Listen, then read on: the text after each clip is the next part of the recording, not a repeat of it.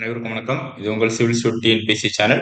நம்ம இன்னைக்கு வீடியோல என்ன பார்க்க போறோம் பார்த்தீங்கன்னா, தமிழ்நாடு அரசோட திட்டங்கள். ஏற்கனவே நம்ம மத்திய அரசு திட்டங்கள் பார்த்தோம். இன்னைக்கு பார்த்தீங்கன்னா, தமிழ்நாடு அரசோட திட்டங்கள் தான் பார்க்க போறோம். இது பார்த்தீங்கன்னா, உங்களுக்கு ஜஸ்டிஸ் பார்ட்டி, அதாவது நம்ம எதுலேருந்து ஆரம்பிக்கணும். இது யூனிட் 9ல உங்களுக்கு இருக்கும். Political welfare schemes, political parties and their welfare schemes, அரசியல் கட்சிகளும் அதன் திட்டங்கள் சொல்லிட்டு இருக்கோம். எந்த அரசியல் கட்சி பார்க்கணும்னு பார்த்தீங்கன்னா, ஜஸ்டிஸ் பார்ட்டி 1921ல இருந்து 2024 வரைக்கும். இப்ப இருக்கிற திமுக அரசு வரைக்கும் அவங்க என்னென்ன திட்டங்கள் கொண்டு வந்தாங்க, அந்த அரசு என்னென்ன திட்டங்கள் கொண்டு வந்தாங்கன்னு சொல்லிட்டு எல்லாமே பார்க்கணும். அதனால நீங்க இந்த ஒரு வீடியோ மட்டும் கவனிச்சாலே போதும். உங்களுக்கு அந்த திட்டங்கள், தமிழ்நாடு அரசு திட்டங்கள் எல்லாமே கவர் ஆயிரும். அதே மாதிரி இந்த திட்டங்களோட பிடிஎஃப்பும் நம்ம டெலகிராம் ஷேர் பண்ணிடுவோம். டெலகிராம் லிங்க் கீழே இருக்கு. அதே மாதிரி பார்த்துக்கோங்க. அது பிளஸ் சமூக நலத்திட்டங்கள். இது போக சமூக நலத்திட்டங்கள் இருக்கும். பெண்களுக்கான திட்டங்கள் தனியா இருக்கும். நம்ம குரூப் 1ல கூட கேட்டாங்கல்ல, EVR, மணியம்மையார் ஸ்கீம். அந்த மாதிரி விதவைகள் திருமண உதவி சட்டம் திட்டம். அந்த மாதிரி பாத்தீங்கன்னா நிதி உதவி திட்டம். இந்த மாதிரி திட்டங்கள் பாத்தீங்கன்னா உங்களுக்கு தனி நம்ம ஏற்கனவே வீடியோ எடுத்துருவோம். அதோட லிங்க்கும் நம்ம டிஸ்கிரிப்ஷன் இருக்கும். அதை கிளிக் பண்ணி பார்த்துக்கோங்க. அது ரொம்ப முக்கியமானது. ஏன்னா நம்ம அதுல இருந்து ஒரு 2 கொஸ்டின் கிட்ட வந்துச்சு அந்த வீடியோல இருந்த குரூப் 1க்கு. குரூப் 2க்கும் அந்த வீடியோ நிறைய வரும். அதனால அந்த வீடியோட லிங்க் பாத்தீங்கன்னா டிஸ்கிரிப்ஷன்ல இருக்கு. அதை கிளிக் பண்ணி நீங்க பாத்துக்கோங்க. அப்ப இன்னைக்கு வீடியோல பாத்தீங்கன்னா, தமிழ்நாடு அரசு திட்டங்கள் நீதி கட்சி முதல் இப்பொழுது 2024 திமுக அரசு வரை அவங்க கொண்டு வந்த திட்டங்கள் தான் இந்த வீடியோல பார்க்க போறோம். வாங்க வீடியோக்குள்ள. ஃபர்ஸ்ட் பாத்தீங்கன்னா நீதி கட்சி. நீதி கட்சி உங்களுக்கு தெரியும். நீதி கட்சியை பொறுத்தளவு உங்களுக்கு 1919 கவர்மெண்ட் ஆஃப் இந்தியா ஆக்ட். சரி, கவர்மெண்ட் ஆஃப் இந்தியா ஆக்ட் 1919 படி 1921 தேர்தல் நடந்திருக்கும். அந்த 1920 தேர்தல் நடந்திருக்கும். அந்த 1920 பாத்தீங்கன்னா ஃபர்ஸ்ட் ஜஸ்டிஸ் நீதி கட்சியோட சீஃப் மினிஸ்டரா யார் வருவாங்கன்னா சுப்புராயலு ரெட்டியார் வருவாரு. 1920 முதல் 21 வரைக்கும் அவர் இருப்பாரு. அதே மாதிரி ராஜா ஆஃப் பனகல், சுப்பராயன், முனுசாமி நாயுடு, பாப்பிலி ராஜா, பிடி ராஜன், கேவி ரெட்டி நாயுடு. ஒவ்வொரு கட்சியிலையும் அவங்களோட சீஃப் மினிஸ்டர், அதாவது முதலமைச்சர் யார் யாருன்னு பாத்துக்கோங்க. இது அவங்களுக்கு என்ன பண்ணலாம், கால வரிசைப்படுத்துகள்னு சொல்லிட்டு அந்த ஆப்ஷன் தரலாம். உங்களுக்கு கொஸ்டின் கேட்கலாம். அப்ப நீதி கட்சியோட முதலமைச்சர் யார் பாத்தீங்கன்னா சுப்பராயல் ரெட்டியார். 1920 இருந்து 21 ஒரு வருஷம் இருக்காரு. அதுக்கடுத்து பனகல் ராஜா வருவாரு. அதுக்கடுத்து பி சுப்பராயன். இவரும் இந்த சுப்பராயல் ரொம்ப முக்கியமானவங்க. சரியா, பி சுப்பராயன் இண்டிபெண்டன்ட் கேண்டிடேட், சுயேட்சை வேட்பாளர். சுயராஜ்ய கட்சிக்கு சார்பா இந்த பி சுப்பராயன் ஜெயிப்பாரு. அதனால 1926 முதல் 30 வரைக்கும் இருப்பாரு. அதே மாதிரி பாத்தீங்கன்னா பி முனுசாமி நாயுடு, பாப்பிலி ராஜா, பிடி ராஜா, கேவி ரெட்டி. சரியா, இவங்க தான் நீதி கட்சியினோட முதலமைச்சர்கள். ரொம்ப முக்கியமானது. அடுத்து ஃபர்ஸ்ட் பாத்தீங்கன்னா என்ன கட்சி பார்க்க போறோம்னா நீதி கட்சி. நீதி கட்சி, காங்கிரஸ், அதுக்கடுத்து பாத்தீங்கன்னா காங்கிரஸ் கட்சி, அதுக்கடுத்து திமுக, அதுக்கடுத்து அதிமுக, திருப்பி திமுக வரும். சரியா, இந்த மாதிரி பார்க்க போறோம். ஒவ்வொரு கட்சி வைஸா அவங்க என்னென்ன திட்டங்கள் நலத்திட்டங்கள் கொண்டு வந்தாங்க. அதுதான் நம்ம பார்க்க போறோம். இதுல ஃபர்ஸ்ட் பாத்தீங்கன்னா நீதி கட்சி. நீதி கட்சியில யார் யார் என்னென்ன திட்டங்கள் கொண்டு வந்தாலும் பார்க்கலாம். நீதி கட்சி பொறுத்தவரை நான் சொன்ன மாதிரி 1919 கவர்மெண்ட் ஆஃப் இந்தியா ஆக்ட் படி 1920 என்ன நடந்தது, எலெக்ஷன் நடந்திருக்கும். அதுல ஜெயிச்சு சுப்பராயல் ரெட்டியார் சொல்லிட்டு அவர் ஃபர்ஸ்ட் முதலமைச்சரா வருவாரு. நீதி கட்சியின் முதலமைச்சர் பாத்தீங்கன்னா சுப்பராயலு ரெட்டியே. சுப்பராயலு சுப்பராயலு. அவர் பாத்தீங்கன்னா நீதி கட்சியின் முதலமைச்சர் வருவாரு. ஃபர்ஸ்ட் வந்த பிறகு என்ன பண்ணுவார் பாத்தீங்கன்னா 16 செப்டம்பர் 1921 முதல் வகுப்புவாத ஆணை, அதாவது ஃபர்ஸ்ட் கம்யூனல் ஆர்டர் சொல்லுவோம் இங்கிலீஷ்ல. அதை பாஸ் பண்ணுவாங்க. எப்பன்னா 16 செப்டம்பர் 1921. இந்த டேட், இந்த மந்த் எல்லாமே முக்கியம். இந்த முதல் வகுப்புவாத ஆணை என்ன சொல்லணும் பாத்தீங்கன்னா, பிராமணர் அல்லாதவர்களுக்கு அரசு பதவியில் அதிக அளவில் இடம் கிடைக்கிறதுக்கு. பிராமணர் அப்ப பாத்தீங்கன்னா பிராமணர் அல்லாதவர்கள், அதாவது கீழ் ஜாதியினர் இருக்காங்கல்ல, பிராமணர் தவிர்த்து எல்லா ஜாதியினருக்கும் அரசு பதவியில், ஏன்னா அப்போ பிராமணர் தான் அதிகமா ஆக்குப்பை பண்ணுவாங்க. சரியா, அரசு பதவியில் பிராமணர் தான் இருப்பாங்க. இவங்க என்ன பண்ணுவாங்கன்னா ஃபர்ஸ்ட் இவங்க நீதி கட்சி பிராமணர் அல்லாதவர்களுக்கு அவங்க வாழ்க்கையை உயர்த்துகிறதுக்காக நீதி கட்சி ஆட்சிக்கு வருவாங்க. அப்ப நீதி கட்சி ஆட்சிக்கு வந்த பிறகு 1921 செப்டம்பர் 16 பிராமணர் அல்லாதவர்களுக்கு அரசு பதவிகளில் அதிக அளவில் இடம் கிடைப்பதற்கு ஃபர்ஸ்ட் முதல் வகுப்புவாத ஆணை என்ன பண்ணுவாங்க, பாஸ் பண்ணுவாங்க. சரியா, இது 1921 16 செப்டம்பர் பாஸ் பண்ணுவாங்க. அதே 1928 7 வருஷம் கழிச்சு என்ன பண்ணுவாங்க பாத்தீங்கன்னா முத்தையா. முத்தையான்றது அவர் நீதி கட்சியின் தலைமை பொறுப்புல இருப்பார். முத்தையா தலைமையின் கீழ் அரசின் எல்லா துறைகளிலும் பணி நியமனங்கள் முறைப்படுத்தப்பட்ட அரசாணையின் மூலம் வகுப்புவாரி பிரதிநிதித்துவம் நிரந்தரமாக்கப்பட்டது. இந்த வகுப்புவாரி பிரதிநிதித்துவம் ஃபர்ஸ்ட் பாஸ் பண்ணது 1921 16 செப்டம்பர். அதை நிறைவேற்றினது எல்லா அரசு துறைகளிலும் இந்த வகுப்புவாத ஆணை வந்து நிறைவேற்றினது யாருன்னு பார்த்தீங்கன்னா முத்தையா அவர்கள் 1928 வந்து முத்தையா தலைமையின் கீழே எல்லா ஆபீஸ்லயும் எல்லா கவர்மெண்ட் ஆபீஸ்லயும் அந்த பணி நியமனங்கள் எல்லா துறைகளிலும் பணி நியமனங்கள் வந்து ஆஹ் ஆஹ் இது இது அப்புறம் அதிக அளவில் வந்து இடஒதுக்கீடு பண்ணி சக்சஸ் ஆனது 1928 முத்தையா அவர்கள் வந்து பண்ணியிருப்பார். ரெண்டு முக்கியம். அடுத்து 1925 என்ன பண்ணியிருப்பாங்க, ஆந்திரா பல்கலைக்கழகம் சொல்லிட்டு ஒரு பல்கலைக்கழகத்தை நிறுவியிருப்பாங்க. ஆந்திரா பல்கலைக்கழகம் 1929 அண்ணாமலை பல்கலைக்கழகம். 1925 ஆந்திரா, 1929 வந்து அண்ணாமலை. அப்ப 1921 28 25 29 எல்லாம் பாத்துக்கோங்க. இந்த ஆந்திராவும் அண்ணாமலை பல்கலை ஆந்திரா யூனிவர்சிட்டி அண்ணாமலை யூனிவர்சிட்டியும் ரொம்ப முக்கியமானது. 1925 ஆந்திரா பல்கலைக்கழகம், 1929 அண்ணாமலை பல்கலைக்கழகம். அடுத்து பாத்தீங்கன்னா சிறப்பு திருமண திருத்த சட்டம் 1923. இது என்ன பண்ணும் பாத்தீங்கன்னா பெண்களின் திருமண வயதை 12 இருந்து 13 இன்க்ரீஸ் பண்ணுவாங்க. பெண்களுக்கு திருமண வயது வந்து 12 இருக்கும், அது வந்து 13 இன்க்ரீஸ் பண்ணது யாருன்னா நீதி கட்சி. எந்த சட்டத்தின் பண்ண சிறப்பு திருமண திருத்த சட்டம் 1923. அடுத்து 1921 என்ன பண்ணுவாங்க பாத்தீங்கன்னா ஃபர்ஸ்ட் பெண்களுக்கு வாக்குரிமை வந்து வழங்குவாங்க. பெண்களுக்கு வாக்குரிமை முதலில் வழங்கிய கட்சி எது, நீதி கட்சி 1921. அப்பதான் பாத்தீங்கன்னா 1921 அந்த வாக்குரிமை வழங்குற சட்டம் அந்த பாஸ் பண்ணது முதலா 1926 ஃபர்ஸ்ட் முத்துலட்சுமி ரெட்டி அப்படின்னு சொல்லக்கூடிய பெண் வந்து பாத்தீங்கன்னா முத்துலட்சுமி ரெட்டி இந்தியாவின் முதல் பெண் சட்டமன்ற உறுப்பினர். சரியா? இந்தியாவின் முதல் பெண் சட்டமன்ற உறுப்பினர் யாரு, முத்துலட்சுமி ரெட்டி. நல்லா பாத்தீங்கன்னா இந்தியாவின் முதல் பெண் சட்டமன்ற உறுப்பினர் முத்துலட்சுமி ரெட்டி 1926 ஜெயிச்சிருப்பாங்க. அடுத்து பாத்தீங்கன்னா தொழிற்சாலைகள் உதவி சட்டம். Madras state eight to industries act சொல்லுவோம் இங்கிலீஷ்ல. இது வந்து 1923. சட்டங்கள் நீதி கட்சி பீரியட்ல ஏற்படுத்தப்பட்ட சட்டங்கள் அது வருஷம் வந்து நல்லா பார்த்துக்கணும். சரியா? Madras state eight to industries act, Chennai அரசாங்க தொழிற்சாலைகள் உதவி சட்டம் 1923. இது எதுக்குன்னு பாத்தீங்கன்னா வளரும் தொழில்களுக்கு நிதி உதவி அளித்த வளர்ந்த ஒரு தொழில்களுக்கு வந்து நிதி உதவி அளிக்கிறதுக்காண்டி இந்த சட்டத்தை வந்து கொண்டு வந்திருப்பாங்க 1923. சென்னை அரசாங்க தொழிற்சாலை உதவி சட்டம். அடுத்து 1929 பாத்தீங்கன்னா ட்ரேட் டிஸ்பியூட்ஸ் ஆக்ட் அப்படின்னு சொல்லுவாங்க. சரியா? வர்த்தக மோதல்களை தீர்ப்பதற்கான வர்த்தக தகராறு சட்டம். ட்ரேட் அந்த ஏதாவது ட்ரேட் ரிலேட்டட் ஏதாச்சும் பிரச்சனை வந்துச்சுன்னா அதை தீர்த்துறதுக்காண்டி 1929 சட்டம் வந்து சரியா? அடுத்து 1924 பணியாளர் தேர்வு ஆணையம். ஸ்டாஃப் செலக்ஷன் போர்டு அப்படின்னு சொல்லிட்டு ஒரு வாரியம் வந்து கொண்டு வந்திருப்பாங்க. அதே மாதிரி 1929 பொது சேவை ஆணையம், பப்ளிக் சர்வீஸ் கமிஷன். இதுதான் இப்ப டிஎன்பிஎஸ்சியா இருக்கு. சரியா? தமிழ்நாடு பப்ளிக் சர்வீஸ் கமிஷனா இருக்கு.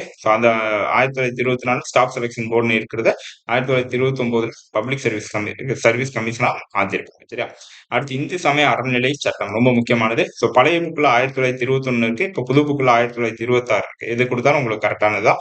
மோஸ்ட்லி இந்த 1926 தான் வந்து கொடுப்பாங்க. இந்து சமய அறநிலை சட்டம் 1926 ஆலய நிர்வாகங்களில் நிலவிய ஊழலை ஒழிப்பதற்கு.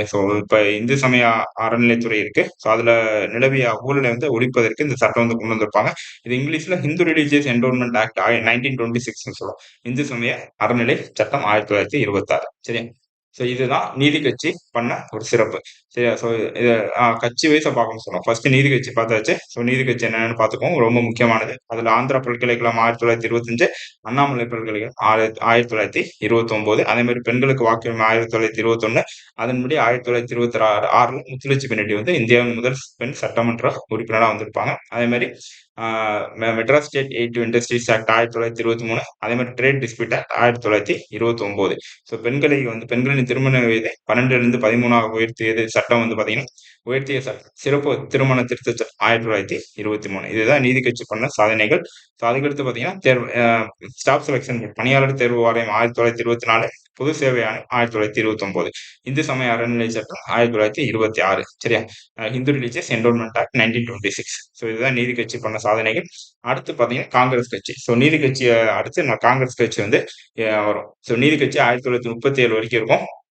1937 கவர்மெண்ட் ஆஃப் இந்தியா அதாவது கவர்மெண்ட் ஆஃப் இந்தியா 1919 படி நடந்த எலெக்ஷன்ல நீதி கட்சி வரும். 1935 கவர்மெண்ட் ஆஃப் இந்தியா 1935 அதுபடி நடந்த எலெக்ஷன்ல பாத்தீங்கன்னா காங்கிரஸ் வந்து ஆட்சிக்கு வரும். அந்த காங்கிரஸ் ஆட்சியில் வந்து பாத்தீங்கன்னா யார் யார் முதலமைச்சர் வந்திருப்பாங்கன்னா சி ராஜகோபாலாச்சாரி. இவர் தான் ஃபர்ஸ்ட் முதலமைச்சரா இருந்திருப்பார். நீதி கட்சியில எப்படி சுப்புராய ரெட்டி வந்து ஃபர்ஸ்ட் முதலமைச்சர் இருப்பாரோ அதே மாதிரி காங்கிரஸ் ஆட்சியின் போது ஃபர்ஸ்ட் முதலமைச்சர் பாத்தீங்கன்னா சி ராஜகோபாலாச்சாரி.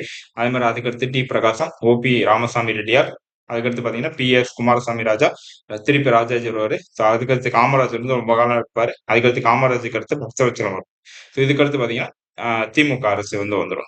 திராவிட முன்னேற்றக் கழகம் அரசு வந்து வந்துரும். ஸோ அண்ணாதுரை தலைமையின் கீழ வந்துரும். அப்ப இப்ப காங்கிரஸ் கட்சி வந்து என்னென்ன முக்கியமானது பண்ணியிருப்பான்னு பார்ப்போம். ஸோ காங்கிரஸ் கட்சியில 2 பேர் தான் ரொம்ப பண்ணியிருப்பாங்க. ஒண்ணு ராஜகோபாலாச்சாரி, இன்னொன்னு காமராஜர். சரியா? மிச்சம் இருக்கிறவங்க ஃபுல்லா கொஞ்சம் தான் பண்ணியிருப்பாங்க. ஸோ அதனால இவங்க 2 பேர பத்தி நீங்க நல்லா பார்த்தாலே போதுமானது. ஸோ காங்கிரஸ் ஆட்சியை பொறுத்தவரை ஃபர்ஸ்ட் முதலமைச்சர் வருவாரு ராஜாஜி. ஸோ ராஜாஜின்னு சொன்னாலே உங்களுக்கு என்ன வரணும்? 1930ல திருச்சி முதல் வேதாரண்யம் வரை உப்பு சத்தியாகிரகம் பண்ணதான் உங்களுக்கு ஞாபகம் வரணும். சரியா? இந்தியாவின் முதல் கவர்னர் ஜெனரல் யாரு? ராஜாஜி. இந்தியாவின் முதல் மற்றும் கடைசி கவர்னர் ஜெனரலும் யாருன்னா ராஜாஜி தான். இவரது ஆட்சியில் தான் ஆந்திரா உருவாக்கப்பட்டது. ஆந்திரா வந்து யாரோட ஆட்சியில் உருவாக்கப்பட்டதுன்னா ராஜாஜி. ஸோ அதனாலதான் தட்சிண காந்தி அப்படின்னு சொல்றோம் இவரை ஆக்சுவலா. ஸோ இது குரூப் 1 டிஸ்பியூட் கொஸ்டின். ஸோ தட்சிண காந்தின்னு சொல்லிட்டு ராஜாஜி தரோன்னு சொல்லியிருக்காங்க. ஆனா தட்சிண காந்தி வந்து ராஜாஜி வந்து கரெக்ட் தான். சரியா? அடுத்து 1953 ராஜாஜி பண்ண மிகப்பெரிய தப்பு பாத்தீங்கன்னா 1953ல குலக்கல்வி திட்டம்னு சொல்லிட்டு ஒரு திட்டத்தை வந்து கொண்டு வந்திருப்பாரு. அதே மாதிரி 1955ல பாரத ரத்னா விருது வந்து இவருக்கு வந்து வாங்கியிருக்கு. சரியா? சோ குலக்கல்வி திட்டம் 1953 நல்லா பாத்துக்கணும். அதுக்கடுத்து பாத்தீங்கன்னா தமிழ்நாடு மதுவிலக்கு சட்டம் 1937. சோ இது வந்து தமிழ்நாடு ப்ராஹிபிஷன் ஆக்ட் 1937 சொல்லுவோம் இங்கிலீஷ்ல. எதுக்குன்னு பாத்தீங்கன்னா தமிழ்நாடு மாநிலத்தில் போதையூட்டும் மதுபானங்கள் மற்றும் போதைப் பொருட்களின் உற்பத்தி, விற்பனை மற்றும் நுகர்வு ஆகியவற்றை தடுப்பது தொடர்பான விதிகளை வழங்குகிறது. இது தமிழ்நாடு மதுவிலக்கு சட்டம் 1937. சரி, அடுத்து கோயில் நுழைவு அங்கீகாரம் மற்றும் இழப்பீடு சட்டம் 1939. டெம்பிள் என்ட்ரி ஆத்தரைசேஷன் இன்டிமினிட்டி ஆக்ட்னு சொல்லுவோம்.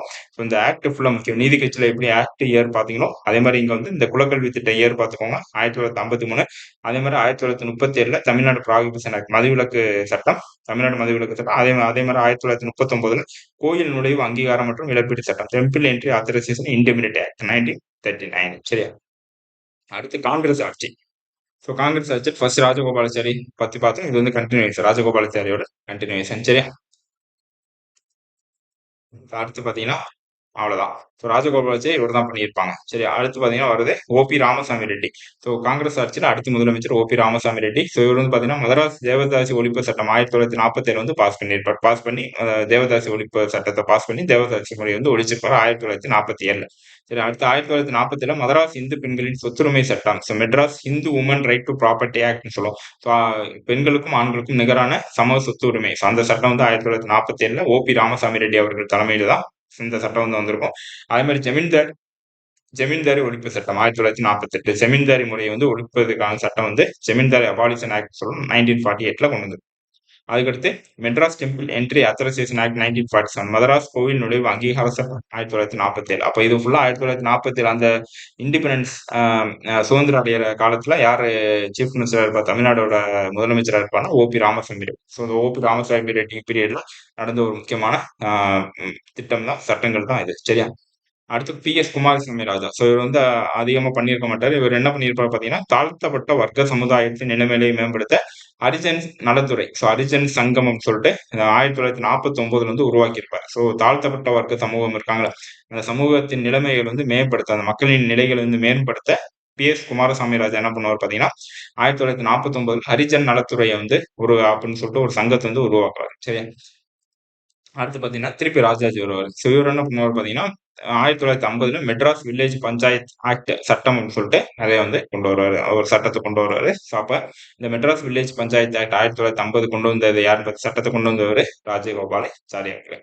அடுத்து பாத்தீங்கன்னா காமராஜர். ஸோ ராஜகோபாலாச்சாரிக்கு அடுத்து காமராஜர் வருவாரு. ஸோ ராஜகோபாலாச்சாரி 1953ல குலக்கல்வி திட்டம்னு சொல்லிட்டு ஒரு கொண்டு வந்திருப்பாரு. அந்த குலக்கல்வி திட்டத்தை ஒழித்தவர் யாருன்னா காமராஜர். ராஜாஜி கொண்டு வந்திருப்பாரு, காமராஜர் ஒழிச்சிருப்பாரு. சரி, அடுத்து மதிய உணவு திட்டத்தை வந்து பாத்தீங்கன்னா 1956ல அறிமுகப்படுத்தியிருப்பாரு. ரொம்ப முக்கியமான திட்டம் இது. மதிய உணவு திட்டம் 1956. அதுக்கடுத்து பாத்தீங்கன்னா காமராஜர் அப்படின்னு சொன்னாலும் நம்மளுக்கு முக்கியமா ஒரு ஞாபகம் வருது பாத்தீங்கன்னா திட்டம். அதாவது காமராஜர் திட்டம், காமராஜர் பிளான், கே பிளான் சொல்லுவோம். இந்த பிளான் என்ன பாத்தீங்கன்னா இளம் வயதினர்னா ரிசைன் பண்ணிட்டு அவருக்கு பதிலா வந்து யாரு, அவங்களுக்கு பதிலா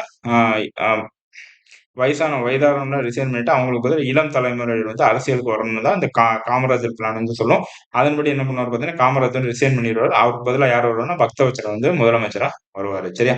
ஸோ உணவு பற்றாக்குறை மற்றும் இந்திய எதிர்ப்பு போராட்டம். அதாவது இந்த பக்தவச்சலம் பீரியட்ல முக்கியமான 2 வந்து இருக்கும். ஒண்ணு உணவு பற்றாக்குறை, இன்னொன்னு இந்திய எதிர்ப்பு போராட்டம். இந்த 2 தான் பக்தவச்சலம் பீரியட்ல நடந்த ஒரு மிகப்பெரிய ஒரு சரிவு. சரியா? ஸோ உணவு பற்றாக்குறை மற்றும் இந்திய எதிர்ப்பு போராட்டம். சரியா? அடுத்து ஸோ காமராஜர் இப்ப பக்தவச்சலம் காங்கிரஸ் ஆட்சியின் கடைசி முதலமைச்சர் யாருன்னா பக்தவச்சலம். சரியா? அடுத்து திராவிட கட்சியின் ஆட்சி. இப்ப நீதி கட்சி முடிஞ்சாச்சு. அதே மாரி பார்த்தீங்கன்னா காங்கிரஸ் கட்சி முடிஞ்சாச்சு. அடுத்து திராவிட கட்சி வந்து வருது. ஸோ திராவிட கட்சியில முக்கியமா வந்து பார்த்தீங்கன்னா, சி.என். அண்ணாதுரை வருவாரு. அவர் வந்து 2 வருஷம் இருப்பாரு. சரி அடுத்து கருணாநிதி, அடுத்து எம்.ஜி.ஆர். ஸோ கருணாநிதி சி.என். அண்ணாதுரை டிஎம்கே, திமுக அப்படின்னு சொல்லிட்டு ஒரு கட்சி வந்து ஆரம்பிப்பாரு. அதுல வந்து சி.என். அண்ணாதுரை ஃபர்ஸ்ட், கருணாநிதி வந்து செகண்ட் இருப்பாரு. அடுத்து ஏடிஎம்கே அப்படின்னு ஒரு கட்சி ஆரம்பிப்பாரு. எம்.ஜி. ராமச்சந்திரன். ஸோ அதுக்கடுத்து அவங்க வந்து ஜெயலலிதா வந்து இருப்பாங்க. அதுக்கடுத்து பார்த்தீங்கன்னா, பன்னீர்செல்வம், எடப்பாடி பழனிசாமி. அதுக்கடுத்து பார்த்தீங்கன்னா, இப்ப வந்து ஸ்டாலின் வந்து திருப்பி டிஎம்கே ஸ்டாலின் வந்து இருக்காரு. ஸோ திராவிட கட்சியின் ஆட்சியில என்னென்ன முக்கியமான திட்டங்கள் வந்து கொண்டு வந்தாங்கன்னு சொல்லிட்டு பார்க்கலாம். ஸோ திராவிட கட்சியின் ஆட்சி வந்து ஃபர்ஸ்ட் பார்த்தீங்கன்னா, அண்ணாதுரை அவர்கள் தான் ஃபர்ஸ்ட் சிஎம் வந்து வருவாரு. முதலமைச்சர் வருவாரு. அவர் வந்த பிறகு என்ன பண்ணுவார் பார்த்தீங்கன்னா, 1967ல முதலமைச்சர் ஆனார். ஸோ 1967ல முதலமைச்சர் வந்து ஆயிருப்பாரு. ஸோ அதை ஆயிட்டு என்ன பண்ணுவார் பார்த்தீங்கன்னா, முதலமைச்சர் ஆயிட்டு சுயமரியாதை திருமண சட்டம் 1967 சரியா? செல்ஃப் ரெஸ்பெக்ட் மேரேஜ் ஆக்ட் வந்து 1967 வந்து பாஸ் பண்ணியிருப்பாங்க. ஸோ அதுபடி சுயமரியாதை திருமணத்தை வந்து என்ன பண்ணுவாரு? சட்டமாக்கியிருப்பாரு. சரியா? 1967 அப்ப சுயமரியாதை திருமணத்தை சட்டமாக்கியவர் யாருன்னா அண்ணாதுரை. 1967. அடுத்து 1 கிலோ அரிசி ரூ. 1 திட்டம். ஸோ ரூ. 1 1 கிலோ அரிசி அந்த திட்டத்தை வந்து யார் கொண்டு வந்திருப்பாரா? அண்ணாதுரை தான் கொண்டு வந்திருப்பார். அதுக்கடுத்து 1969 மதராஸ் மாநிலத்தை தமிழ்நாடு என பெயர் மாற்றம் செய்தவர். சரி மெட்ராஸ் அப்படின்னு சொல்லிட்டு அந்த மாநிலத்தை தமிழ்நாடு அப்படின்னு பெயர் மாற்றம் செஞ்சது எப்படின்னா 1969. அடுத்து 1967ல 2வது உலக தமிழ் மாநாடு சென்னையில வந்து நடக்கும். செகண்ட் வேர்ல்டு தமிழ் கான்ஃபரன்ஸ் வந்து சென்னையில 1967 நடக்கும். அதே மாதிரி 1969ல இருமொழி கொள்கை two language policy. So 3 language பாலிசியை தூக்கிட்டு ஸோ ஹிந்தி அப்படின்னு சொல்லிட்டு இருக்கும். ஸோ ஹிந்தி அப்படின்னு சொல்லிட்டு 3 லாங்குவேஜ் பாலிசியில் இருக்கும். அந்த ஹிந்தியை தூக்கிட்டு இருமொழி கொள்கை. ஸோ தமிழ் பிளஸ் ஆங்கிலம் இருமொழி கொள்கை அப்படின்னு சொல்லிட்டு கொண்டு வந்தவர் யாருன்னா 1969 அண்ணாதுரை வந்து கொண்டு வந்தார். அவன் மும்மொழி கொள்கையை ஒழித்து இருமொழி கொள்கையை 1969 கொண்டு வந்தவர் அண்ணாதுரை. சரியா? அடுத்து கருணாநிதி. ஸோ அண்ணாதுரை வந்து 2 வருஷம் இருந்திருப்பார். 2 வருஷம் இவ்வளவு பண்ணியிருப்பாரு. சரியா? ஸோ அது இதெல்லாம் பார்த்துக்கோங்க. அதே மாதிரி இந்த மெட்ராஸ் வந்து தமிழ்நாடு பெயர் மாற்றம் செஞ்ச ஆண்டு 1969 ரொம்ப முக்கியமானது. அதே மாதிரி சுயமரியாதை திருமண சட்டம் வந்து 1967 இந்த குரூப் 1ல கேட்டிருந்தாங்க. ஸோ சுயமரியாதை திருமண சட்டம் சட்டம் அப்படின்னு சொல்லிட்டு அண்ணாதுரை மேஸ்டிஃப் மாதிரி கேட்டிருந்தாங்க. ஸோ இதை வந்து பார்த்துக்கோங்க. இந்த 2வது உலக தமிழ் மாநாடு யார் பீரியட் நடந்தது? அண்ணாதுரை பீரியட்ல 1967 சென்னையில வந்து நடந்தது. அதே மாதிரி இருமொழி கொள்கை மும்மொழி கொள்கை ஒழித்து இருமொழி கொள்கை 1969 கொண்டு வந்தவரும் அண்ணாதுரை அவர். சரியா? அடுத்து கருணாநிதி. ஸோ திராவிட கட்சியின் ஆட்சி அந்த இப்ப சி.என். அண்ணாதுரை வந்து வருவார். அடுத்து வந்து கருணாநிதி வந்து வருவாரு. ஸோ கருணாநிதி பீரியட்ல நிறைய வந்து நடந்திருக்கும். ஸோ அதுல முக்கியமானதுதான் நம்ம வந்து எடுத்துட்டு வந்திருக்கோம். இது படிச்சாலும் உங்களுக்கு போதுமானது. ஸோ கருணாநிதி பீரியட்ல அப்ப உங்களுக்கு என்ன படிக்கணும்னு பாத்தீங்கன்னா, அந்த இயர் வந்து நல்லா படிச்சுக்கோங்க. திட்டம். ஸோ அந்த திட்டம் வந்து அந்த திட்டம் லான்ச் பண்ண இயர் மட்டும் நல்லா படிச்சுக்கோங்க. சரியா? ஸோ உலக தமிழ் ஆராய்ச்சி நிறுவனம் வேர்ல்டு தமிழ் ரிசர்ச் இன்ஸ்டிடியூட்னு சொல்லிட்டு ஒரு ஆர்கனைசேஷனா ஒரு அமைப்பா 1970ல வந்து என்ன பண்ணியிருப்பாரு? 1970ல கருணாநிதி அவர்கள் கொண்டு வந்திருப்பாரு. அதே மாதிரி சேலம் எஃகு ஆலை, சேலம் ஸ்டீல் பிளான்ட் 1970ல கொண்டு வந்திருப்பாரு. அதே மாதிரி தமிழ்நாடு குடிசை மாற்று வாரியம், தமிழ்நாடு ஸ்லம் கிளியரன்ஸ் போர்டுன்னு சொல்லுவோம் இங்கிலீஷ்ல, அது 1971ல கொண்டு வந்திருப்பாரு. அதே மாதிரி ஸ்டேட் பிளானிங் கமிஷன் வந்து 1971ல கொண்டு வந்திருப்பாரு. அதே மாதிரி போக்குவரத்து துறையை தேசியமயமாக்கம் டிரான்ஸ்போர்ட் வந்து நேஷனலைசேஷன் ஆக்குறது வந்து 1971ல. அதே மாதிரி அனைத்து கிராமங்களுக்கும் மின்சாரம் 1971ல. சரி அனைத்து கிராமங்களுக்கும் மின்சாரம். அதே மாதிரி பிச்சைக்காரர்கள் மறுவாழ்வு திட்டம் 1971. பெக்கர்ஸ் ரீஹாபிலிட்டேஷன் ஆக்ட் சொல்லுவாங்க. பெக்கர்ஸ் பிச்சைக்காரர்கள் மறுவாழ்வு திட்டம் 1971. அதே மாதிரி கை ரிக்ஷாவை ஒழித்தல். ஸோ கையில வந்து முன்னாடி பாத்தீங்கன்னா பழைய படங்கள்லாம் பார்த்துருப்பேன் நீங்க. கையில வந்து ரிக்ஷா இழுத்துட்டு போவாங்க. ஸோ அதை ஒழிச்சது 1973. அதே மாதிரி இந்தியாவின் முதல் முறையா காவல் ஆணையம் போலீஸ் கமிஷன் அப்படின்னு சொல்லிட்டு ஒரு காவல் ஆணையத்தை வந்து என்ன பண்ணியிருப்பாரு? கருணாநிதி வந்து எஸ்டாப்ளிஷ் பண்ணியிருப்பாரு. சரி அதே மாதிரி கோயம்புத்தூர்ல agricultural engineering college and research institute வேளாண் பொறியியல் கல்லூரி மற்றும் ஆராய்ச்சி நிறுவனம் வந்து கோயம்புத்தூர்ல கொண்டு வந்தவர் யாருன்னு பாத்தீங்கன்னா கருணாநிதி. ஸோ இந்த agriculture engineering college research institute எந்த இடத்துல இருக்குன்னு நான் வச்சுக்கோங்க, கோயம்புத்தூர்ல வந்து இருக்கு. சரியா? அடுத்து உள்ளாட்சி தேர்தலில் மற்றும் வேலை வாய்ப்புகள் பெண்களுக்கு 30% இடஒதுக்கீடு. இது பின்னாடி வந்து இன்னும் எக்ஸ்டெண்ட் பண்ணியிருப்பாங்க. அது யாருன்னு பார்க்கலாம். ஆனா உள்ளாட்சி தேர்தல்கள் மற்றும் வேலை வாய்ப்புகளும் பெண்களுக்கு இடஒதுக்கீடு 30% கொண்டு வந்தவர் கருணாநிதி அவர்கள்.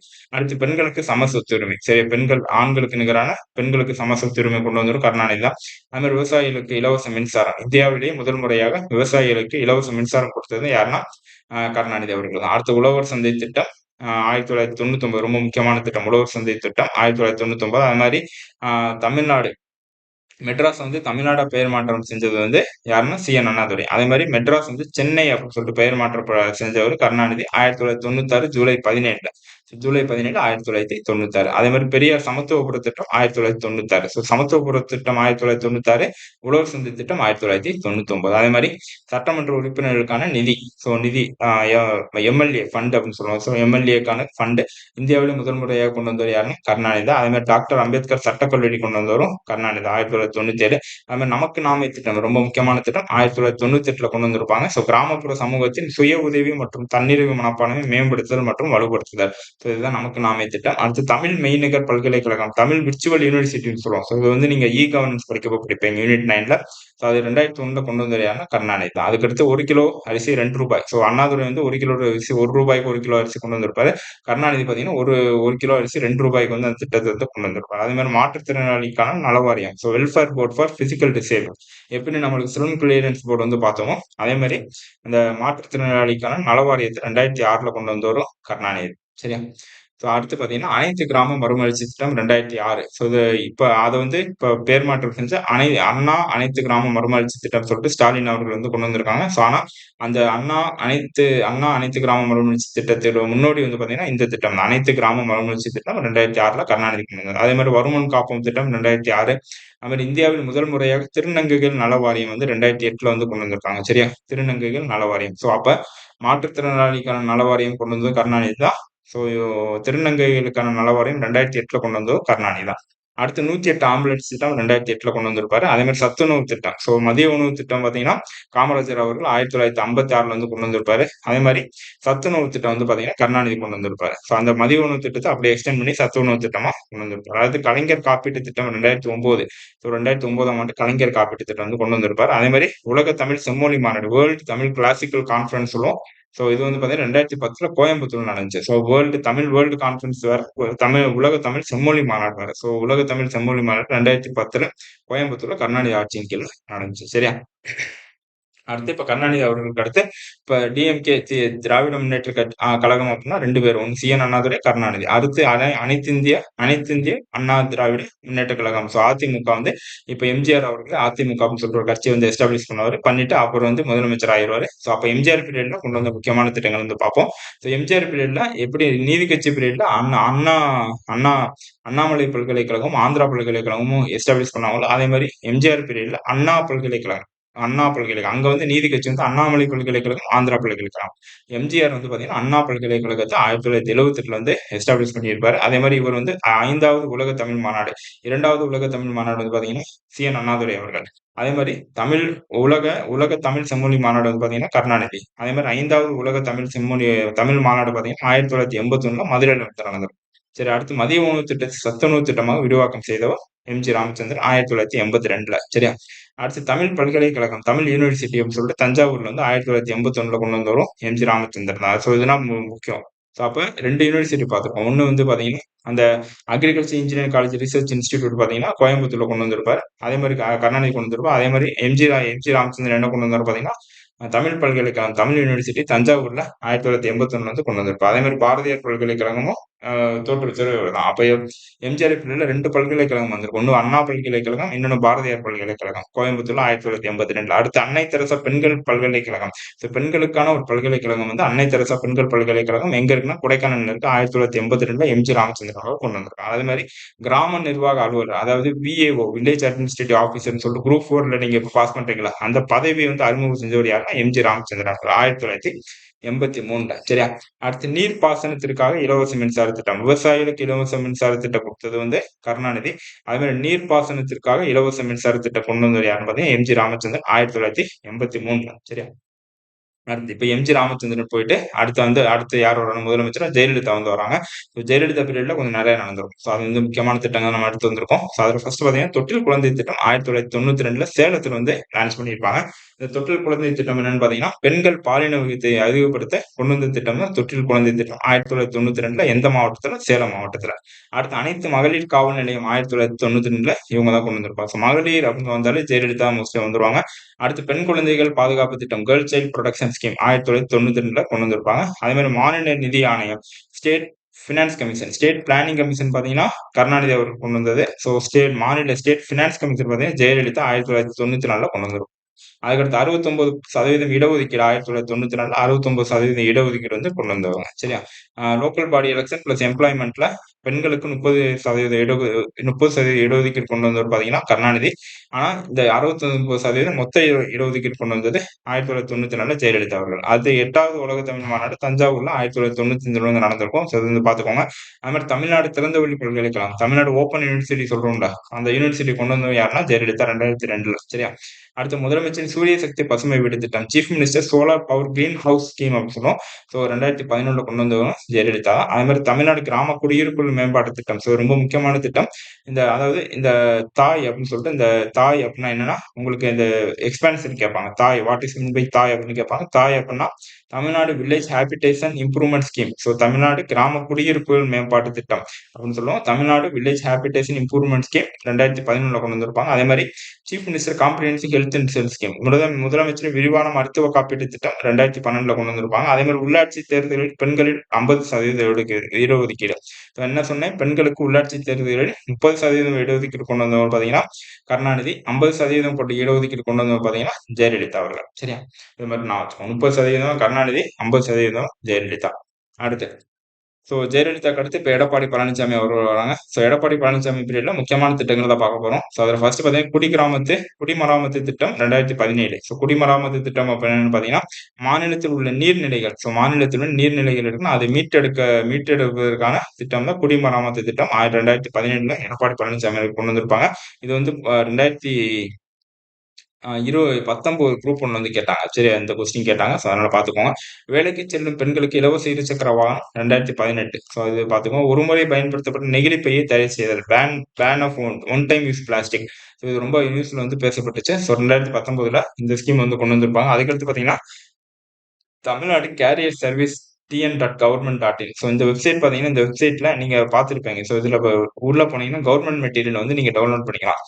Government material group 1, group 2, banking, SSC எல்லாமே இதுல வந்து இருக்கும். அந்த வெப்சைட் இன்ட்ரோடியூஸ் பண்ணவர் யாருன்னா எடப்பாடி பழனிசாமி அவர்கள். இது எதுக்குன்னு பார்த்தீங்கன்னா, கிராமப்புற மாணவர்களின் நலனுக்காக இந்த தமிழ்நாடு கேரியர் சர்வீஸ் tn.government.in சொல்லிட்டு இந்த வெப்சைட் வந்து லான்ச் பண்ணியிருப்பாரு. சரியா? அடுத்து இப்ப எடப்பாடி பழனிசாமி வரைக்கும் பார்த்துட்டோம். இது அடுத்து ஏடிஎம்கே ஆட்சிக்கு அப்புறம் டிஎம்கே ஆட்சி வந்து மு.க. ஸ்டாலின் தலைமையில வந்து வந்திருக்கும். இப்ப இப்ப இனிமேல் பார்க்க போறது ரொம்ப முக்கியமானது. இதுல இருந்து கொஸ்டின் வந்து அதிகமா வந்து வரும். முன்னாடி பார்த்தது ஃபுல்லா உங்களுக்கு திட்டம்னா என்ன, பிளஸ் அந்த இயர் வந்து அந்த வருஷம் திட்டம் லான்ச் பண்ண வருஷம் தெரிஞ்சுட்டா போதும். இன்னும் பார்க்க போற திட்டம் வந்து பாத்தீங்கன்னா, வருஷம் தெரிஞ்சுக்கணும். அந்த திட்டத்தின் நோக்கம் வந்து முக்கியமா தெரிஞ்சுக்கணும். சரியா? திராவிட கட்சியின் ஆட்சி வந்து ஆட்சியில அடுத்து இப்ப இருக்கிற மு.க. ஸ்டாலின் 2021ல இருந்து 24 வரைக்கும் நீங்க வந்து பார்க்கணும். அப்ப 2021ல வந்து லான்ச் பண்ண திட்டங்கள பார்க்க போறோம். அதுல ஃபர்ஸ்ட் பார்க்க போற திட்டம் பார்த்தீங்கன்னா, மிஷன் இயற்கை திட்டம்னு சொல்லுவோம். சரியா? மிஷன் இயற்கை திட்டம். இது பார்த்தீங்கன்னா தொடங்கப்பட்ட நாள் நவம்பர் 28, 2022. தமிழ்நாடு கல்வித்துறை வந்து தொடங்கியிருக்காங்க. அப்ப மிஷன் இயற்கை திட்டம் வந்து தமிழ்நாடு கல்வித்துறை தொடங்குனது. இது எதுக்குன்னு பார்த்தீங்கன்னா, அரசு பள்ளிகள், வீடுகள் மற்றும் சமூகங்களில் சுற்றுச்சூழல் விழிப்புணர்வு ஏற்படுத்த, சுற்றுச்சூழல் விழிப்புணர்வு செயல்பாடுகளை வந்து ஏற்படுத்துவதற்காக கொண்டு வந்தது தான் மிஷன் இயற்கை திட்டம். நவம்பர் 28, 2022 கல்வித்துறை, தமிழ்நாடு கல்வித்துறை வந்து கொண்டு வந்தது. சரியா? அடுத்து கலைஞர் பெண்கள் உரிமை திட்டம். இது உங்களுக்கு தெரியும். மாசம் மாசம் வந்து இப்ப பெண்களுக்கு ரூ. 1000 வந்து வந்துட்டு இருக்கு. அந்த திட்டம் தான் இது. இப்ப லான்ச் பண்ண டேட் வந்து பாத்தீங்கன்னா செப்டம்பர் 15, 2023. சி.என். அண்ணாதுரையின் பிறந்த நாள் நினைவு கூறும் வகையில் லான்ச் பண்ணது தான் இந்த கலைஞர் மகளிர் உரிமை தொகை திட்டம். மாதந்தோறும் ரூபாய் 1000 கொடுக்கும் திட்டம் தான் இந்த கலைஞர் பெண்கள் உரிமை திட்டம். சரியா? உரிமை தொகை திட்டம். அடுத்து பசுமை தமிழ்நாடு திட்டம், கிரீன் தமிழ்நாடு மிஷன் சொல்லுவோம் இங்கிலீஷ்ல. இது தொடங்கப்பட்ட தினம் வந்து நவம்பர் 28, 2022. எங்கன்னா வண்டலூர், செங்கல்பட்டு மாவட்டத்துல வண்டலூர்ல வந்து தொடங்கியிருக்காங்க. இதோட நோக்கம் பாத்தீங்கன்னா, பசுமை தமிழ்நாடு இயக்கம் தமிழகத்தின் காடு மற்றும் மரங்களின் பரப்பை மாநிலத்தின் நிலப்பரப்பில் 33% கணிசமாக உயர்த்துவதை நோக்கமாக கொண்டுள்ளது. அந்த தமிழகத்தில் வந்து பசுமை அந்த மரங்கள் உற்பத்தி வந்து பாத்தீங்கன்னா, நிலப்பரப்பு 33%. இந்த நம்பர் வந்து நான் வச்சுக்கோ எத்தனை சதவீதம், 33% உயர்த்துவதுதான் இந்த பசுமை தமிழ்நாடு, கிரீன் தமிழ்நாடு திட்டத்தோட முக்கியமான நோக்கமே இருக்கு. சரியா? அடுத்து முதலமைச்சரின் தாயுமானவர் திட்டம், ரொம்ப முக்கியமான திட்டம். இது வந்து குரூப் 1ல கேட்போம்னு எதிர்பார்த்தோம். ஆனா கேட்கல. கண்டிப்பா குரூப் 2ல கேட்கலாம். ஏன்னா இது பட்ஜெட்ல லான்ச் பண்ண ஸ்கீம் இது. முதலமைச்சரின் தாயுமானவர் திட்டம் என்னன்னா, வறுமை ஒழிப்பு திட்டம் தான் முதலமைச்சர் தாயுமானவர் திட்டம். முதலமைச்சரின் தாயுமானவர் திட்டம்னு என்ன ஆகணும், உங்களுக்கு வறுமை ஒழிப்பு திட்டம். வறுமை ஒழிப்பு திட்டம்னு சொல்லிட்டு நான் வரணும். சரி, அப்ப முதலமைச்சர் தாய்மானவர் திட்டம் வந்து வறுமை ஒழிப்பு திட்டம். லான்ச் பண்ண டேட் பிப்ரவரி 19, 2024. அடுத்து முதலமைச்சரின் காலை உணவு திட்டம். ஸோ 2022ல மதுரையில வந்து லான்ச் பண்ணியிருக்காங்க. இது முதலமைச்சர் காலை உணவு திட்டம் இது தொடக்கப்பள்ளி 5ஆம் வகுப்பு வரை 1ஆம் வகுப்பு முதல் 5ஆம் வகுப்பு வரையிலான தொடக்கப்பள்ளி மாணவர்களுக்கு சத்தான காலை உணவு வழங்குவதை நோக்கமாக கொண்டுள்ளதுதான் இந்த முதலமைச்சரின் காலை உணவு திட்டம். இந்தியாவிலேயே ஃபர்ஸ்ட் வந்து வந்திருக்கு. ஸோ அதனால 2022ஆம் ஆண்டு லான்ச் பண்ணியிருக்காங்க. எந்த ஊர்லன்னா மதுரையில வந்து லான்ச் பண்ணிருக்காங்க. சரியா? அடுத்து நீங்கள் நலமா திட்டம். ஸோ இது வந்து மார்ச் 6, 2024ல லான்ச் பண்ணியிருக்காங்க. இது வந்து பாத்தீங்கன்னா மாண்புமிகு தமிழக முதல்வர் அவர்களால் தொடங்கப்பட்ட நீங்கள் நலமா திட்டம் என்பது தீவிரமாக கருத்து சேகரிப்பதன் மூலம் அரசுக்கும் பொதுமக்களுக்கும் இடையே உள்ள இடைவெளியை இந்நல திட்டம் குறைக்கிறது. அரசுக்கும் பொதுமக்களுக்கு உள்ள இடைவெளியை வந்து குறைக்கிறது தான் இந்த நீங்கள் நலமா திட்டம். சரியா? அடுத்து தொல்குடி திட்டம் ரொம்ப முக்கியமான திட்டம். பட்ஜெட். ஸோ இந்த திட்டம் தொல்குடி திட்டம் பிளஸ் தாய்மானவர் திட்டம் வந்து ரொம்ப முக்கியமான திட்டம். இந்த தொல்குடி திட்டம் வந்து பாத்தீங்கன்னா 2024ஆம் ஆண்டு மார்ச் மாதத்துல வந்து நாமக்கல்ல வந்து தொடங்கப்பட்டு சொல்றாங்க. இது வந்து பட்ஜெட்ல வந்து பேசினாங்க இந்த திட்டத்தை பத்தி.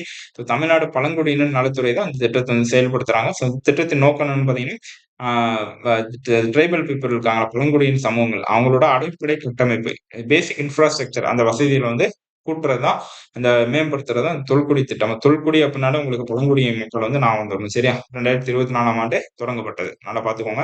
அடுத்து புன்னகை திட்டம். ஸோ இந்த புன்னகை திட்டம் பாத்தீங்கன்னா ரெண்டு பேர் செயல்படுத்துறாங்க. ஒன்று தமிழ்நாடு சுகாதாரத்துறை, இன்னொன்று தமிழ்நாடு பள்ளிக்கல்வித்துறை. 2023 மார்ச் மாதத்துல பாத்தீங்கன்னா சென்னை நந்தனத்தில் உள்ள அரசு மாதிரி பள்ளி துவங்கப்பட்டதுதான் இந்த புன்னகை திட்டம். ஸோ இது நம்ம பல் சிகிச்சை அளித்து வாய்வழி நோய்கள் குறித்த விழிப்புணர்வு. ஸோ வாய்வழி அந்த பல்வழி அந்த மாதிரி வாய்வழியான நோய்களை வந்து தடுப்பதற்கான ஒரு திட்டம் தான் இந்த புன்னகை திட்டம். ஸோ லான்ச் பண்ணது தமிழ்நாடு சுகாதாரத்துறை மற்றும் தமிழ்நாடு பள்ளிக்கல்வித்துறை. 2 பேரும் சேர்ந்து லான்ச் பண்ணியிருக்காங்க. அடுத்து டான்சீட் திட்டம் ரொம்ப முக்கியமானது. டான்சீட் அப்படின்னு சொல்லுவோம். TANSEED.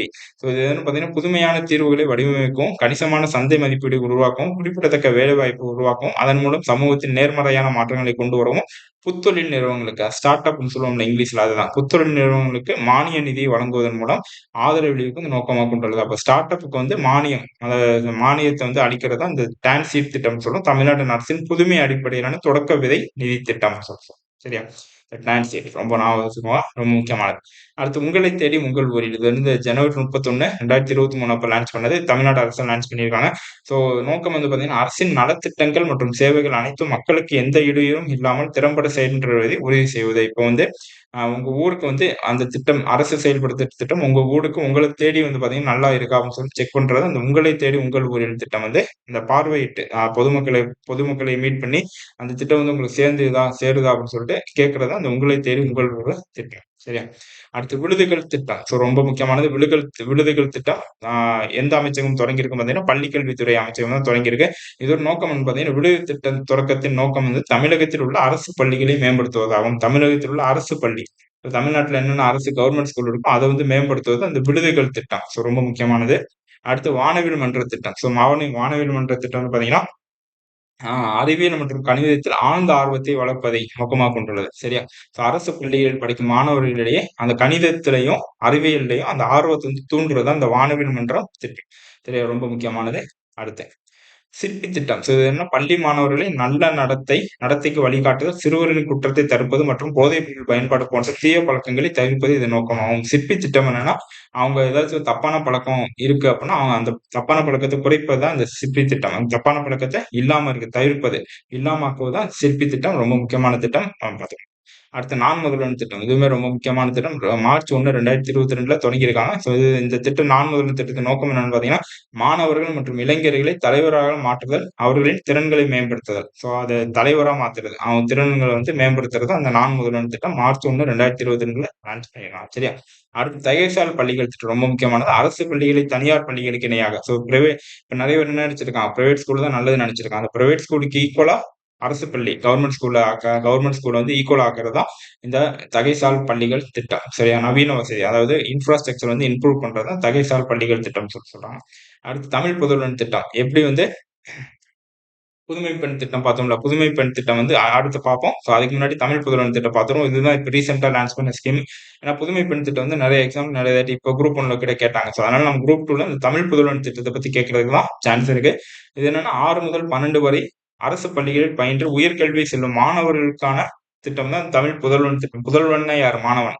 ஸோ 6 முதல் 12ஆம் வகுப்பு படிக்கிற ஒரு மாணவன் அடுத்து ஹையர் ஸ்டடீஸ் ஏதாச்சும் அதுக்கு மேல ஹையர் ஸ்டடீஸ் பண்ணணும் அப்படின்னா அவருக்கு வந்து மாதம் மாதம் வந்து ரூ. 1000 குடுக்குறது தான் இந்த தமிழ் புதல்வன் திட்டம். சரியா? சேமஸ் அதே அந்த புதுமை பெண் திட்டம் மாரி தான் புதுமை பெண் இது வந்து தமிழ் புதல்வன் திட்டம் அவ்வளவுதான். அங்க வந்து பெண்களுக்கு 6 முதல் 12 வரை படித்த அரசு பள்ளி மாணவிகளுக்கு ரூ. 1000 குடுக்கிறது. மாணவர்களுக்கு ரூ. 1000 குடுக்கிறது. சரியா? அடுத்து இன்னுயிர் காப்பும் 48 மணி நேர உயிர் காக்கும் திட்டம். ஸோ இது வந்து இந்த குரூப் 1ல வந்து கேட்டிருந்தாங்க. ஸோ இது வந்து டிசம்பர் 18, 2021 லான்ச் பண்ணாங்க. இது வந்து பார்த்தீங்கன்னா, ஏதோ ரோட்ல வந்து ஆக்சிடென்ட் நடந்துச்சு அப்படின்னா, அது உடனே சிகிச்சை தர்றது தான் மருத்துவ சிகிச்சை வந்து அளிப்பது தான் இந்த இன்னுயிர் காப்பும் நம்மை காக்கும் திட்டம். 48 மணி நேரம் உயிர் காக்கும் திட்டம். சரியா? அடுத்து மக்களை தேடி மருத்துவம் ரொம்ப முக்கியமானது. ஆகஸ்ட் 5, 2021 கொரோனா பீரியட் அப்ப லான்ச் பண்ணாங்க.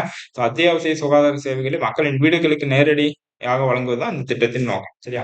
அத்தியாவசிய மருத்துவ சேவைகள் தேவைப்பட்டுச்சாலும் வீட்டுக்கே தேடி போய் குடுக்கிறதா அந்த மக்களை தேடி மருத்துவம் திட்டம். ஆகஸ்ட் 5, 2021 ஆரம்பிச்சாங்க. சரியா? அடுத்து கனவு இல்லம் திட்டம். பிப்ரவரி 19, 2024 இந்த வருஷம் ஆரம்பிச்சிருக்காங்க. ஸோ ரொம்ப முக்கியமான திட்டம். இத பார்த்தீங்கன்னா 2030 இந்த ஆண்டு வந்து ரொம்ப முக்கியம். ஸோ 2030ஆம் ஆண்டுக்குள் குடிசைகள் இல்லாத தமிழகத்தை உருவாக்குவது தான் இந்த கனவு இல்லம் திட்டம். தமிழ்நாட்டின் கிராமப்புறங்களில் வீடற்ற தனிநபர்கள் யார் யாரு அப்ளை பண்ணலாம் அப்படின்னு கிராமப்புறங்களில் வீடற்ற தனிநபர். கிராமப்புறங்கள் வந்து உங்களுக்கு வீடே இல்ல. கிராமப்புறம் நல்லா பார்த்தீங்கன்னா கிராமப்புறம் தான். சரியா? கிராமப்புறத்துல வீடு வந்து உங்களுக்கு இல்ல அப்படின்னா இந்த திட்டத்திலிருந்து வந்து பயனாளிகளா இருக்கலாம் நீங்க. சரியா? விண்ணப்பதாரர்கள் தமிழ்நாட்டில் நிரந்தர குடியிருப்பாளர்கள் இருக்க வேண்டும். அதே மாதிரி மாநிலத்தில் கிராமப்புறங்களில் வசிப்பவர்கள் இருக்கணும். ஒரு மாநில தமிழ்நாடு இருக்குன்னா அந்த தமிழ்நாட்டுல கிராமத்துல வசிக்கிறவங்களா இருக்கணும். இந்த கனவு இல்லம் திட்டத்தின் கீழ அப்ளை பண்றவங்க. அப்ப இந்த கனவு இல்லம் திட்டம்ன்றது கிராமப்புறங்களில் வீடற்ற தனிநபர்களுக்கான திட்டம் தான் இந்த கனவு இல்லம் திட்டம். 2030ஆம் ஆண்டுக்குள் குடிசைகள் இல்லாத தமிழகத்தை உருவாக்க தான் இந்த கனவு இல்ல திட்டத்தின் நோக்கம். லான்ச் பண்ணது பிப்ரவரி 19, 2024. சரியா? அடுத்து புதுமை பெண் திட்டம். நான் சொன்ன மாரி நான் புதல்வன் திட்டம் மாரி இங்க வந்து பாத்தீங்கன்னா தமிழ் புதல்வன் திட்டம் மாரி இங்க புதுமை பெண் திட்டம். அங்க வந்து மாணவர்களுக்கு ரூ. 1000 இங்க வந்து மாணவிகளுக்கு ரூ. 1000. ஸோ தமிழக அரசு நடத்தும் அரசு பள்ளிகளில் 5 முதல் 12ஆம் வகுப்பு வரை சேரும் பெண் மாணவர்களுக்கு 5 முதல் 12ஆம் வகுப்பு வரை சேரும் பெண் மாணவர்களுக்கு டிப்ளமோ அல்லது இளங்கலை அது யுஜி அல்லது டிப்ளமோ படிப்பை முடிக்கும் வரை மாதந்தோறும் ரூ. 1000 கொடுத்து உதவித்தொகையை வழங்குறது தான் அந்த புதுமை பெண் திட்டம். சரியா? அடுத்து எண்ணும் எழுத்தும் திட்டம் ரொம்ப முக்கியமான திட்டம். 2022 லான்ச் பண்ணது. ஸோ இது பாத்தீங்கன்னா எண்ணும் எழுத்தும் அது பேர்லயே இருக்கு உங்களுக்கு. சரியா? படிக்கவும் செய்யணும், எழுதவும் செய்யணும். ஸோ அதுக்கு வந்து ட்ரெய்னிங் குடுக்குறது தான் அந்த எண்ணும் எழுத்தும் திட்டம் 2022. சரி இது வந்து கொரோனா பீரியட் அப்ப லான்ச் பண்ணது. இந்த எண்ணும் எழுத்தும் திட்டம் அதே மாரி ஆ மருத்துவ ஆ மக்களை தேடி மருத்துவம் இதுனா கொரோனா பீரியட் அப்ப லான்ச் பண்ணது. சரியா? அடுத்து முதல்வரின் முகவரி திட்டம். ஸோ ரொம்ப முக்கியமானது. அதாவது chief minister help centre integrated complaint management system IIPGCMS ன்னு சொல்லுவோம். இது வந்து ஒரு சிஎம் ஹெல்ப் லைன். சரியா? சீஃப் மினிஸ்டரோட ஹெல்ப் லைன். இது நம்பர் என்னன்னு பார்த்தீங்கன்னா 1100. சரி 1100. ஸோ இந்த நம்பர் நல்லா பார்த்துக்கோங்க. அப்ப உங்களுக்கு கேட்பாங்க. முதல்வரின் முகவரி திட்டத்தின் கீழ் என்ன நம்பர் வந்து நீங்க கான்டாக்ட் பண்ணணும்னு கேட்பாங்க. 1100. ஸோ இது நல்லா பார்த்துக்கோங்க. 1100. சரியா? நல்லா பார்த்துக்கோங்க. அடுத்து வர்த்தகர்களுக்கான சமாதான திட்டம். ஸோ ட்ரேடர்ஸ் அப்படின்னு சொல்லுவோம்ல. ஸோ ட்ரேடர்ஸுக்கான சமாதான ஸ்கீம். ஸோ இதுதான். ஸோ என்ன பண்ணுவோம் பார்த்தீங்கன்னா, வணிகர்கள் மற்றும் நிறுவனங்களுக்கு நிலுவையில் உள்ள வணிக வரிகளை பெறுவதற்கான புதிய அணுகுமுறை. ஸோ அத அத கமர்ஷியல் டாக்ஸ் வந்து ஏதாவது பெண்டிங்கா இருந்துச்சுன்னா, அத வந்து கட்டுறது தான் இந்த வர்த்தகர்களுக்கான சமாதான திட்டம். ஸோ இது இவ்வளோ டீட்டெயிலா வந்து இப்ப அப்ப சப்போஸ் இத்தன ஸ்டேட்மெண்ட் கேட்டாலும் அவங்க கரெக்ட்டா தான் கேட்பாங்க. ஸோ சமாதான திட்டம் எதுக்கு அப்படின்னா ட்ரேடர்ஸுக்கான திட்டம் தான் சமாதான திட்டம். வணிகர்களுக்கான திட்டம் தான் சமாதான திட்டம். சரியா? அடுத்து இல்லம் தேடி கல்வி திட்டம். ஸோ நல்லா பார்த்துக்கோங்க. இல்லம் தேடி கல்வி திட்டம் வந்து அக்டோபர் 27, 2021 அப்ப லான்ச் பண்ணியிருக்காங்க. இது வந்து COVID-19 தொற்று நோயால் படிக்க முடியாத மாணவர்களுக்கு உதவுவதை இது நோக்கமா கொண்டுள்ளது. சரி இல்லம் தேடி கல்வி திட்டம். அப்ப கொரோனா பீரியட் அப்ப 3 திட்டம் லான்ச் பண்ணாங்க. ஒண்ணு இல்லம் தேடி கல்வி திட்டம், இன்னொன்னு பார்த்தீங்கன்னா எண்ணும் எழுத்தும் திட்டம், இன்னொன்னு பார்த்தீங்கன்னா மக்களை தேடி மருத்துவ திட்டம். சரியா? அடுத்து அண்ணல் அம்பேத்கர் வணிக சாம்பியன் திட்டம். இது வந்து இந்த வருஷம் லான்ச் பண்ணது. 2024ல அண்ணல் அம்பேத்கர் பிசினஸ் சாம்பியன் ஸ்கீம் சொல்லிட்டு பட்ஜெட்ல லான்ச் பண்ணாங்க. இது எதுக்குன்னு பார்த்தீங்கன்னா, பட்டியலிடப்பட்ட சமூகத்தினர் அதாவது ஷெட்யூல் காஸ்ட், பட்டியலிடப்பட்ட பழங்குடியினர் ஷெட்யூல் டிரைப் மற்றும் இதர பிற்படுத்தப்பட்ட வகுப்பினர் OBC other backward class. So மத்தியில் பொருளாதார வளர்ச்சி ஊக்குவிப்பது. இவங்க 3 பேருக்கு மத்தியில பொருளாதார வளர்ச்சி. ஸோ எக்கனாமிக் அப்லிஃப்ட்மென்ட் சொல்லுவோம் இங்கிலீஷ்ல. பொருளாதார வளர்ச்சி ஊக்குவிப்பது தான் இந்த அண்ணல் அம்பேத்கர் பிசினஸ் சாம்பியன் ஸ்கீம்னு சொல்றோம். அப்ப இதுல யார் யார் வருவா? SC, ST, OBC. சரியா? அதே மாரி ஆர்வமுள்ள தொழில் முனைவர். இப்ப நீங்க ஏதாவது தொழில் ஆரம்பிக்கணும் அப்படின்னா, அவங்களுக்கு வந்து அவங்க என்னது நிதி குடுத்து ஹெல்ப் பண்ணுவாங்க. சரி நிதி குடுத்து உதவி பண்ணுவாங்க. அதுதான் இந்த அண்ணல் அம்பேத்கர் வணிக சாம்பியன் திட்டம். Business champion scheme. சரியா? அடுத்து மண்ணுயிர் காத்து மண்ணுயிர் காப்போம் திட்டம். ஸோ இது வந்து இந்த பட்ஜெட்ல வந்து லான்ச் பண்ணது. தொடங்கப்பட்ட தினம் ஜூன் 12, 2024. மண்ணின் ஆரோக்கியத்தை பாதுகாக்கவும், விவசாயிகளின் வாழ்வாதாரத்தை மேம்படுத்தவும் மண்ணுயிர் காத்து மண்ணுயிர் காப்போம் திட்டம். ஸோ அது கொண்டு வந்ததுதான். சரி, அப்ப மண்ணின் ஆரோக்கியத்தை பாதுகாப்பது ஃபர்ஸ்ட். அடுத்து விவசாயிகளின் வாழ்வாதாரத்தை மேம்படுத்துவது செகண்ட். சரியா? அடுத்து வீரா மீட்பு வாகனம் ரொம்ப முக்கியமானது. நியூஸ்ல வந்து அடிக்கடி வந்துச்சு. ஸோ அதனால நல்லா பார்த்துக்கோங்க. வீரா அப்படின்னா விபத்துகள் விபத்துகளில் விபத்துகளிலிருந்து காப்பதற்கான வாகனம் மற்றும் அவசர மீட்பு முயற்சியானது விபத்தில் சேதமடைந்த வாகனங்களில் சிக்கியுள்ள நபர்களை மீட்க நன்கு வடிவமைக்கப்பட்ட ஒரு சிறப்பு மீட்பு வாகனத்தை வழங்குவதன் மூலம் ஒரு சாலை பாதுகாப்பை மேம்படுத்துவதை அந்த நோக்கமாக கொண்டுள்ளது அந்த மீரா மீட்பு வாகனம். சரி, மீட்கிறது அவ்வளவுதான். நீங்க ஏதாச்சும் ஆக்சிடென்ட் ஏதாவது நடந்துச்சுன்னா அந்த அவங்களை வந்து மீட்கிறதா இந்த வீரா மீட்பு வாகனம் சொல்றாங்க. சரியா? அடுத்து மணற்கேணி செயலி ரொம்ப முக்கியமானது. தமிழ்நாடு பள்ளி கல்வித்துறை வந்து லான்ச் பண்ணாங்க. மணற்கேணி செயலி அப்படின்னா என்னன்னு பாத்தீங்கன்னா, தமிழ்நாடு முழுவதும் உள்ள பள்ளி மாணவர்களுக்கு அணுகக்கூடிய மற்றும் உயர்தர வகையிலான காணொலி பாடங்களை வழங்குவதன் மூலம் கல்வி மேம்படுத்துவதை நோக்கமாக கொண்டுள்ளது. அதான் ஆன்லைன்ல உங்களுக்கு மாணவர்களுக்கு என்னென்ன ஆன்லைன்ல பாடம் தேவைப்படுதோ அதை கொடுக்கறது அந்த மணற்கேணி செயலின ஆப், மணற்கேணி ஆப். அப்ப இந்த மணற்கேணி ஆப்பை லான்ச் பண்ணது யாருன்னா தமிழ்நாடு பள்ளி கல்வித்துறை. அனைத்து மாணவர்களுக்கும் உயர்கல்வியை தொடர முடியும் என்பதை உறுதி செய்வதுதான் இந்த மணற்கேணி செயலி. ஸோ எல்லாத்துக்கும் ஆன்லைன் வந்து கொண்டு போய் சேரணும். ஸோ ஆன்லைன்ல கிராமப்புற மாணவர்களுக்கும் கொண்டு போய் சேரணும் தான் மணற்கேணி ஆப், மணற்கேணி செயலியோட முக்கியமான ஒரு நோக்கம். சரியா?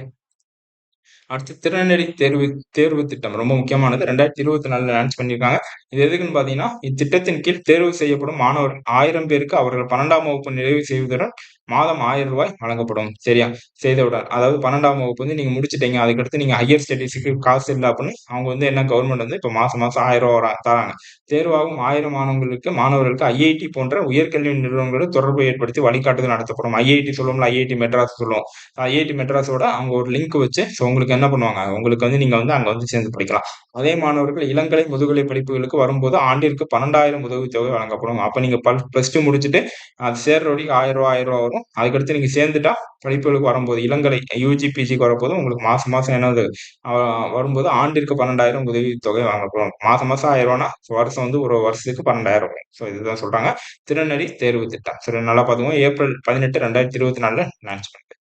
ஸோ அவ்வளோதான் ஃப்ரெண்ட்ஸ். அப்போ தமிழ்நாடு அரசின் திட்டம் வந்து ரொம்ப முக்கியமாக ஃபுல்லாக கவர் பண்ணுறாங்க. நீதி கட்சியிலேருந்து இப்போ 2024 ஸ்டாலின் அரசு வரைக்கும் திமுக அரசு வரைக்கும் கவர் பண்ணுறோம். இதை படித்தாலே எல்லா எக்ஸாமுக்கு வரப்போகிற டிஎன்பிஎஸ்சி வரப்போகிற எக்ஸாமுக்கு எல்லாமே இது படித்தாலே போதும். நீங்கள் என்ன அப்டேட் பண்ணணும்னா இதுக்கு அடுத்து ஏதாவது திட்டம் வருது அப்படின்னா நீங்கள் வந்து அதை மட்டும் அப்டேட் பண்ணுற மாதிரி இருக்கும். ஸோ இந்த திட்டத்தை மட்டும் 2024 அதாவது 2024 ஃபுல்லாக பார்த்துட்டோம் நம்ம. ஸோ இதுக்கு அடுத்து 2025 நீங்கள் எக்ஸாம் எழுத போகிறீங்க அப்படின்னா அப்போ கரண்ட் அஃபேர்ஸ்ல என்னென்ன திட்டம் லான்ச் பண்ணுறாங்களோ அதை மட்டும் நீங்கள் அப்டேட் பண்ணிட்டாலே போதும். அதே மாதிரி இந்த திட்டம் போக நம்ம சமூக நலத்திட்டம் சொன்னோம். அந்த சமூக நலத்திட்டத்தின் வீடியோ வந்து லிங்க் வந்து கீழே வந்து இருக்கும். ஸோ அது டிஸ்கிரிப்ஷன்ல கிளிக் பண்ணி பார்த்துக்கோங்க. ஏற்கனவே பார்த்துட்டீங்கன்னா விட்டுருங்க. பார்க்காதவங்க லிங்க் கிளிக் பண்ணி பார்த்துக்கோங்க. இந்த பிடிஎஃப் வேணும் அப்படின்னா டெலகிராம்ல ஜாயின் பண்ணிக்கோங்க. டெலகிராம் லிங்க் வந்து கீழே டிஸ்கிரிப்ஷன்ல வந்து இருக்கு. இந்த வீடியோ பிடிச்சா லைக் பண்ணுங்க, ஃப்ரெண்ட்ஸ்க்கு வந்து ஷேர் பண்ணுங்க. ஸோ யூனிட் 9 வந்து அவ்வளோதான். இந்த யூனிட் 9 இந்த டாபிக்ல வந்து கண்டிப்பா 2 to 3 கொஸ்டின் வந்து வந்துடும் குரூப் 2க்கு. ஸோ கண்டிப்பா நீங்க வந்து எழுதிடலாம். ஸோ இந்த திட்டத்தை தாண்டி வர இந்த திட்டம் கேட்கறதுக்கு சான்ஸே இல்லை. ஸோ அதனால இதை படிச்சாலே உங்களுக்கு போதுமானது. ஸோ இந்த வீடியோ பிடிச்ச லைக் பண்ணுங்க, ஷேர் பண்ணுங்க.